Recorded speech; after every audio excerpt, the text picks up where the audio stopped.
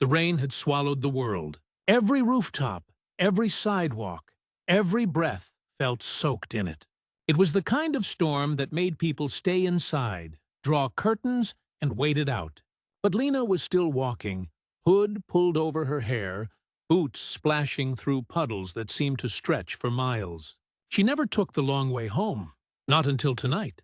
Not until that sound. It was faint. Too faint for thunder. A noise behind a row of overflowing trash bins. Lena slowed. Her breath caught, and her eyes narrowed under the dim streetlight. Another whimper. She stepped off the sidewalk, her heart climbing into her throat. And there he was. Curled against a dented trash bin was a dog. A golden retriever, or what was left of one. His fur was matted in thick, wet clumps, the color barely visible beneath layers of grime and rain. His ribs showed with every shallow breath. A frayed red rope hung from his neck, stretched and chewed like he had tried to free himself. He was not barking, not moving, not lifting his head, just blinking, slowly, and watching her. Lena knelt, ignoring the cold seeping through her jeans. The dog didn't flinch. She reached into her backpack, pulled out her blanket, already damp. She hesitated, then draped it over him, shielding what little warmth was left. Her phone had no signal. No one was nearby. Her grandmother would already be expecting her. Lena whispered a promise under her breath, then louder to the dog. "I'm going to help you." But even as she said it, a surge of doubt filled her. How could she? He looked dazed from death. She was just a girl in a storm. No car, no vet, just a soaked dog and a choice that could change everything. And as she stood up, something else happened. His paw moved, barely, but it was enough. Enough to make her run. Lena's shoes slipped as she sprinted down the block, the rain coming harder now, pelting her face like sharp needles. Her grandmother's porch light was on, always a sign that she was watching. The house sat still and square behind a neat picket fence, every inch of it screaming order, safety, rules. Lena froze at the gate, soaked to the bone, heart hammering. She looked back. The dog was still there, barely visible behind the bins, the blanket clinging to him like skin. He had not moved again, not barked, not whimpered, and yet that tiny twitch of his paw was carved into her memory now. A signal, a plea, a spark. Her grandmother had made one thing clear. No pets, no strays, and no exceptions. Lena opened the gate and ran straight to the shed. She grabbed the old garden cart, its wheels rusted and squeaky. She shoved aside rakes and bags of soil until she found a faded plastic tarp and an old heating pad. Within minutes, she was back at the alley, kneeling again, wrapping the tarp around his limp body, careful with his legs, careful with everything. His eyes fluttered. Still breathing, still here. She lifted him with everything she had. And somehow his frail frame felt heavier than it should. She settled him into the cart and plugged in the heating pad with an extension cord from the shed. Then she wheeled him toward the back door. The plan was simple. Sneak him into the laundry room. Dry him. Feed him. Make a decision. The plan was also impossible. Because when she opened the back door, her grandmother was already standing there, arms crossed, eyes narrowed, and the rain pouring behind her like a curtain drawn on the truth. "You want to explain what that is?" she asked. Lena froze, and so did the cart. Lena's mouth opened, but no sound came out. The rain behind her hissed against the doorframe, drowning out whatever excuse she might have managed. Her grandmother stood like a statue, robe buttoned to the neck, silver hair pulled back tight, eyes sharp as knives. Lena didn't lie. Not usually, but this wasn't a usual night. "He was dying," she whispered. "In the alley. I couldn't just leave him." Mrs. Elkins stepped forward, peering down at the bundle in the cart. The tarp shifted slightly as the dog took a faint breath, chest barely rising. The frayed red rope dangled over the edge like a flag of surrender. For a moment, her grandmother said nothing. Then she bent down, slow, methodical. and placed 2 fingers on the dog's ribs. She waited, counted, felt. "He's cold as stone," she muttered. Lena stepped forward. "Please, just for the night. The laundry room's warm, and I have the heating pad." "He needs more than that," her grandmother cut in.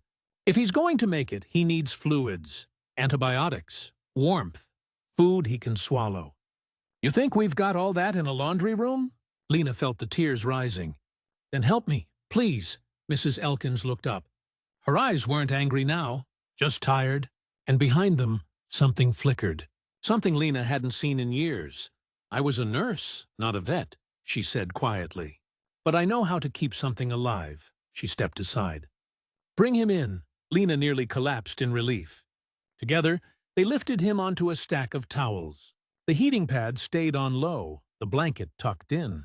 A metal bowl clattered onto the floor, filled with a warm slurry of broth and soaked bread. The dog didn't move, didn't eat, but he blinked. And that blink, slow and knowing, felt like a thank you. But as Lena watched him sink into the warmth, a terrible thought crept in. What if she was too late? The hours passed in fragments. Rain tapped against the windows like a ticking clock, and the dog still hadn't lifted his head. Lena sat cross-legged beside him, the laundry room thick with damp towels and shallow breaths. The heating pad hummed softly beneath him. His name, if he had one, was still a mystery. All she had were his eyes, that amber color, dulled by exhaustion, but still watching her. She reached for the bowl again, dipping her fingers into the lukewarm broth, then gently touching his tongue. No reaction, just the slow flutter of his eyelids. He was still here, but just barely. Her grandmother hovered near the door, arms crossed, watching silently. She had made him a saline mixture and managed to get a few drops past his lips using a tiny syringe. She didn't say much, just moved with quiet precision. Each movement said more than words. "I know how to save something that wants to die." Lena leaned in, whispering to the dog. "You're safe now, okay? You don't have to be scared." He blinked again. She glanced at the frayed red rope they'd cut from his neck. It lay coiled on the counter now, filthy, torn, still soaked. That rope had once held him back. Now it was just a reminder of where he came from, a symbol of what he'd been tied to, abandoned by. Her grandmother finally spoke. "If he makes it through the night, he has a chance." Lena nodded, eyes still locked on the dog's. "Then I'll stay up." And she did. She wrapped herself in a blanket on the cold tile floor, blinking back sleep, listening for every shift in his breath. Around 3 in the morning, he let out a soft noise, not a whimper, not a bark, but something in between. She jolted upright. The dog was moving. His head, just barely, turned toward the bowl. Then came the moment Lena had waited for. His tongue stretched out, slow and clumsy, and touched the food. He was eating, but before she could celebrate, he shivered, hard. Then again, his body seized, legs twitching violently. And then he stopped breathing. "Grandma!" Lena's voice cracked like lightning as she scrambled to her feet, slipping across the tiles. Mrs. Elkins was already moving, quicker than Lena had ever seen her. She dropped to her knees beside the dog, one hand pressing against his ribcage, the other steadying his head. His body had gone still again, lips slack. The flicker in his eyes vanished like smoke. Lena couldn't breathe. She couldn't move, but her grandmother could. "Still warm," Mrs. Elkins said under her breath. Then louder, more urgent, "Get me the syringe!" Lena fumbled for it. Her fingers shook so badly it nearly dropped, but she shoved it into her grandmother's hand. Mrs. Elkins slipped it between the dog's gums again, pressing a mix of glucose and water against the roof of his mouth. "Come on, boy. Come on." Still nothing. Then a twitch, a single twitch in his back leg. Lena's chest heaved with hope. "He moved!" Mrs. Elkins didn't answer. She was counting under her breath, pressing gently above his heart. Sometimes they dip like this, she muttered. The body shuts down, but it's not always final. Seconds passed like hours, and then a gasp. It was small, fragile, wet. But it was breath. His chest rose again, shallow, then again, then deeper. Lena burst into tears, pressing her hands to her face. Her grandmother let out a slow exhale, eyes still trained on the dog's ribs. Whatever fight he had left, she said softly. He just used some of it. The dog didn't open his eyes, but his breathing leveled out, slower, steady. Lena sat down hard on the floor beside him, trembling with exhaustion and relief. Her fingers brushed against the edge of the bowl. The spoon clinked softly. He wasn't gone. Not yet. But deep inside her, Lena knew this was not over, because saving him once was just the beginning. Now came the hardest part, keeping him alive long enough to matter. Morning came slow and gray, light filtering through the laundry room window like fog. Lena hadn't slept. She sat curled in the corner, blanket around her shoulders, eyes fixed on the dog. He had made it through the night, barely. His breathing was faint, but steady. He still hadn't opened his eyes again. But the bowl beside him was half empty now. Mrs. Elkins entered with a fresh towel and a bottle of antibiotics she had managed to get from an old vet contact.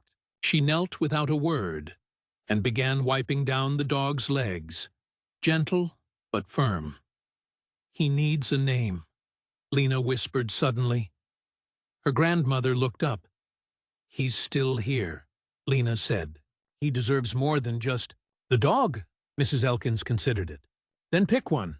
Lena studied the golden fur, still tangled and dirty, the way it clung to his ribs like memory. She thought of the way he had blinked at her, the silence between them that had felt almost human. "Jasper," she said. Like the stone, a nod. "Jasper it is." Mrs. Elkins handed her the towel.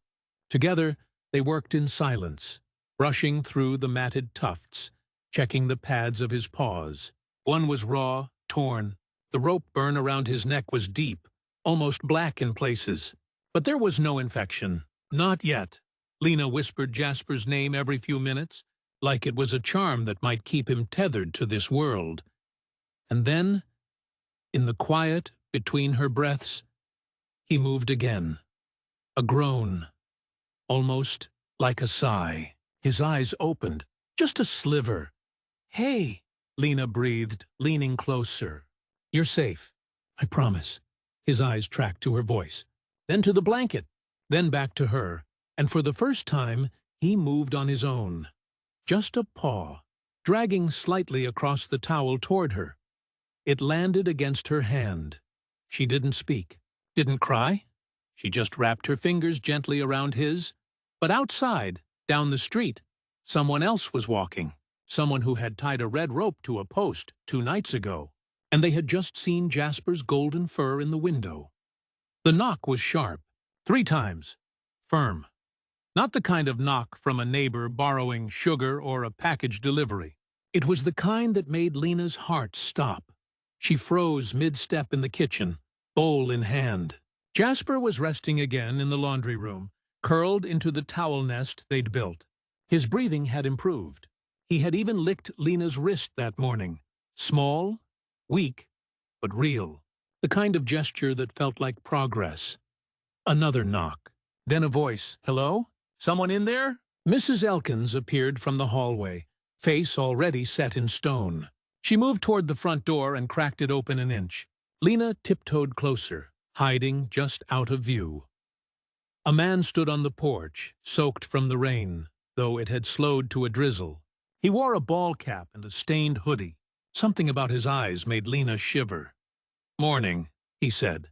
"I'm looking for a dog. Golden retriever. He's mine. Got loose a couple nights ago." Mrs. Elkins didn't blink. "Haven't seen any dogs," the man shrugged. "Someone said they saw one through this window here. Said it looked hurt.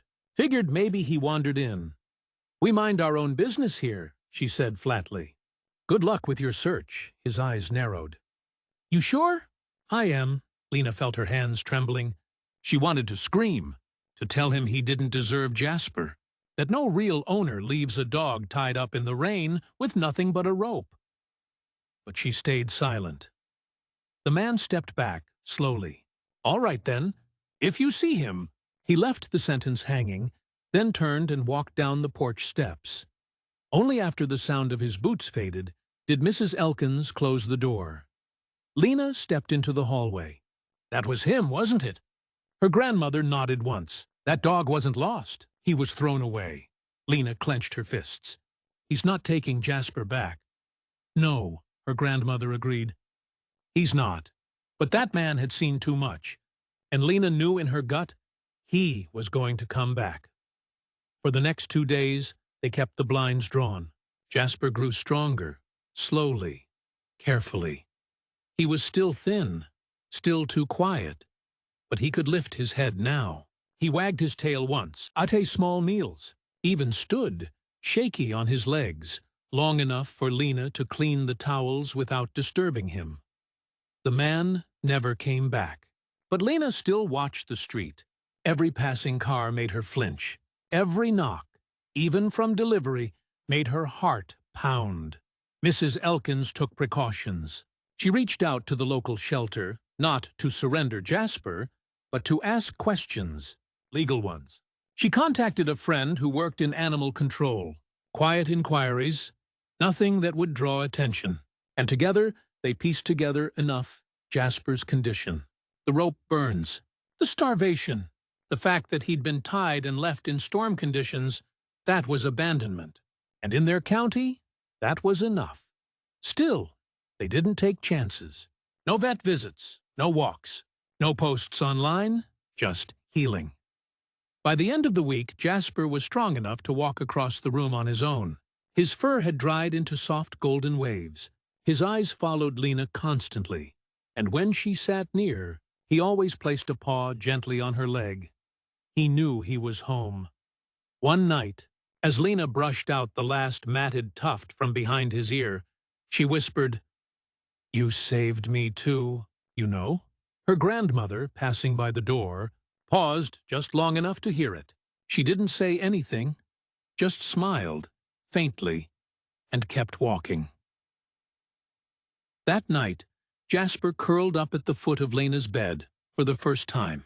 No rope, no crate, just trust, and in the soft morning light, his head resting on the same blanket she'd used in the alley. Lena finally allowed herself to breathe, not because the danger was over, but because love, real love, had left its mark.